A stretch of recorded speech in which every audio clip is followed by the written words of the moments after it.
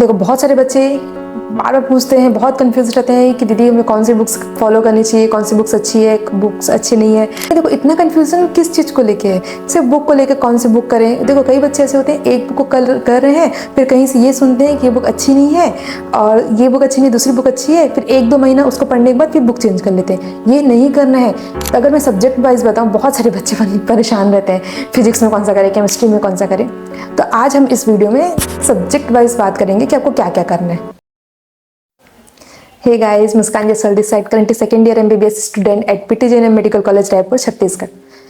देखो बहुत सारे बच्चे बार बार पूछते हैं, बहुत कंफ्यूज रहते हैं कि दीदी हमें कौन सी बुक्स फॉलो करनी चाहिए, कौन सी बुक्स अच्छी है, बुक्स अच्छी नहीं है।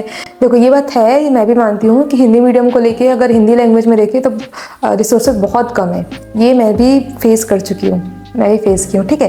लेकिन देखो इतना कंफ्यूजन किस चीज़ को लेके है, सिर्फ बुक को लेके कौन सी बुक करें। देखो कई बच्चे ऐसे होते हैं एक बुक को कर रहे हैं, फिर कहीं से ये सुनते हैं कि ये बुक अच्छी नहीं है और ये बुक अच्छी नहीं दूसरी बुक अच्छी है, फिर 1-2 महीना उसको पढ़ने के बाद फिर बुक चेंज कर लेते हैं। ये नहीं करना है। कोई भी बुक पढ़ो, एक बुक को आपको फॉलो करनी है।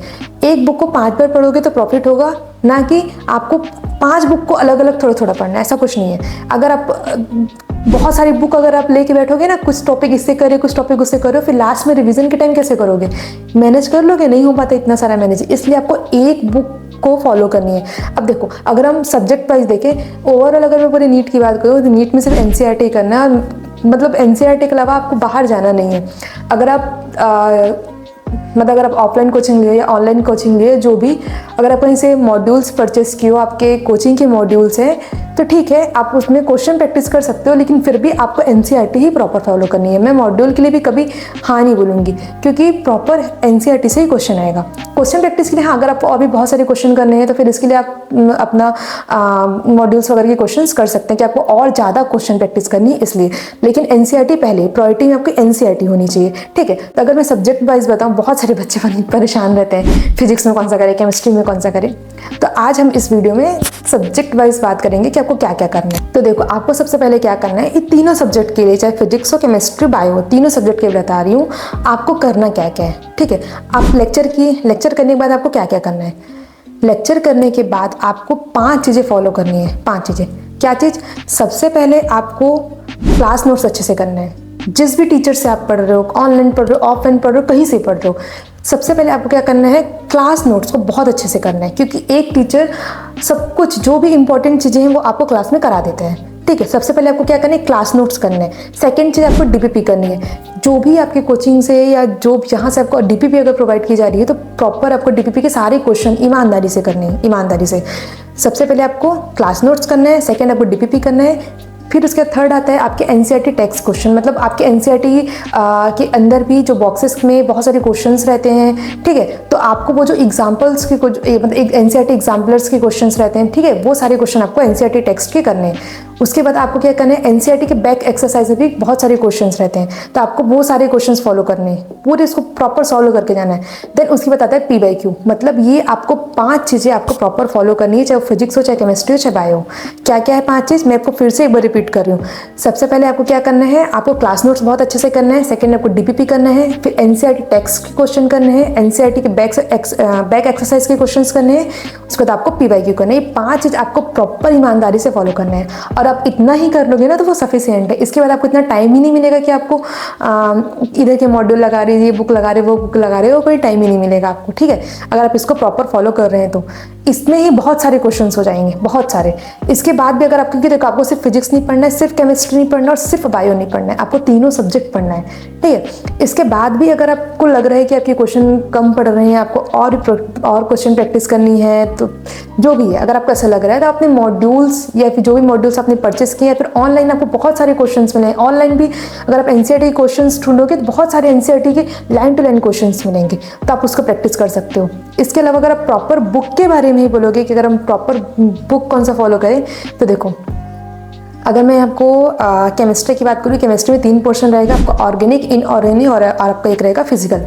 ऑर्गेनिक में क्या करना है, देखो ऑर्गेनिक में आपको सिर्फ जो भी आपकी रिएक्शन, आपको रिएक्शन चार्ट बनाना है। क्लास से पढ़ने के बाद जो भी आपको टीचर्स पढ़ाए हैं उसके बाद भी आपको एक रिएक्शन चार्ट आप या फिर एक पतली सी कॉपी बना लो, अलग से एक सेपरेट कॉपी बना लो, उसको सिर्फ रिएक्शन लिखनी है, ठीक है। तो आपको रिएक्शन चार्ट बनाना है। साथ ही साथ ऑर्गेनिक के बहुत सारे क्वेश्चंस एनसीईआरटी हैं, बहुत सारे क्वेश्चन सिर्फ एनसीईआरटी ही करने हैं ऑर्गेनिक में और कुछ नहीं। टीचर जो पढ़ा रहे हैं वो और एनसीईआरटी बस, क्योंकि सारे टीचर एनसीईआरटी ही फॉलो करते हैं। फिर आता है अपना इनऑर्गेनिक। इनऑर्गेनिक में भी सिर्फ एनसीईआरटी फॉलो करनी है। देखो एनसीईआरटी में क्या है, देखो हिंदी के एनसीईआरटी में मैं एक चीज़ बता रही हूँ, बहुत सारी चीज़ें समझ नहीं आएगी, आप उसको स्किप कर दोगे और उसी से क्वेश्चन फॉर्म होता है।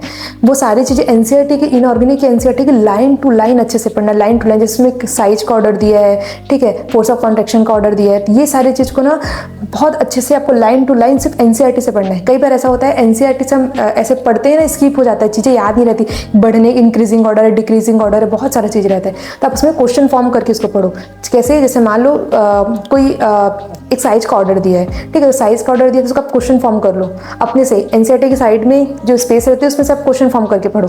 तो जब आप क्वेश्चन फॉर्म करके पढ़ोगे तो चीज़ें याद रहेंगी। लेकिन पढ़ना सिर्फ एनसीईआरटी है, ऑर्गेनिक के लिए भी, इनऑर्गेनिक के लिए भी। फिजिकल के लिए क्या करना है, फिजिकल में देखो मैं एनसीईआरटी के लिए तो बहुत सारे उसमें एनसीईआरटी के ऐसे क्वेश्चन है जो बहुत लेंदी उसका सॉल्यूशन है। तो आप प्रॉपर क्लास नोट्स करो जो आपको टीचर्स पढ़ा रहे हैं, बाकी वही जो आपको बताई 5 चीज़ें वो करो। उसके बाद भी अगर फिजिकल का कुछ करना है तो एनसीईआरटी एग्जाम्पलर क्वेश्चन है ना, उसको आप कर लो, उतने में आपका हो जाएगा। अगर सॉल्यूशन बहुत ज़्यादा, कैलकुलेशन ज़्यादा, तो आप उसको थोड़ा अवॉइड कर सकते हैं। बाकी आपको जो कॉन्सेप्ट है उसको समझ लो।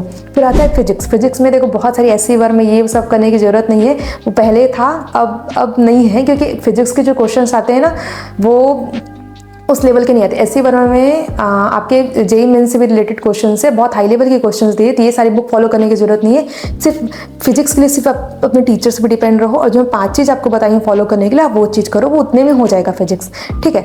अब रही बात बायो की, बायो में तो कुछ ऐसा नहीं करना है, सिर्फ एनसीईआरटी ही सब कुछ है बायो के लिए। कोई अदर बुक ट्राई मत करना, line to line NCERT, in fact summary तक को बहुत अच्छे से पढ़ना, वहाँ से क्वेश्चंस आए। आप देख चुके हो अभी नीट 2025 में क्या था, ठीक है। तो ऐसे बहुत ज़्यादा बुक्स के पीछे मत भागो, सिर्फ एनसीईआरटी। आप लोगों की सिर्फ एक ही बुक है एनसीईआरटी, बाकी मैं आपको जो बताई हूँ फिर से रिपीट कर रही हूँ। क्लास नोट्स पढ़ो, देन सेकेंड क्लास नोट्स करने के बाद डीपीपी करना है, एनसीईआरटी टेक्स्ट के क्वेश्चन करने हैं, एनसीईआरटी के पीछे जो बैक एक्सरसाइज है उसके क्वेश्चंस करने हैं, और पीवाईक्यू करना है, इतना सफिशिएंट है। बाकी आप टेस्ट दिलाओगे ही, उससे भी क्वेश्चन प्रैक्टिस हो जाएगा। और अगर और भी कुछ चाहिए तो आप ऑनलाइन निकाल सकते हो एनसीईआरटी से ही रिलेटेड, लेकिन और ईमानदारी से ही सारी चीज़ें करोगे तो टाइम ही नहीं बचेगा इतना कि आप बाकी कुछ करो, ठीक है। और भी कुछ डाउट्स होंगे इससे रिलेटेड या आपको और क्या क्या प्रॉब्लम सारी आप मेरे कमेंट सेक्शन में बताओ, ठीक है। तब तक के लिए बाय बाय।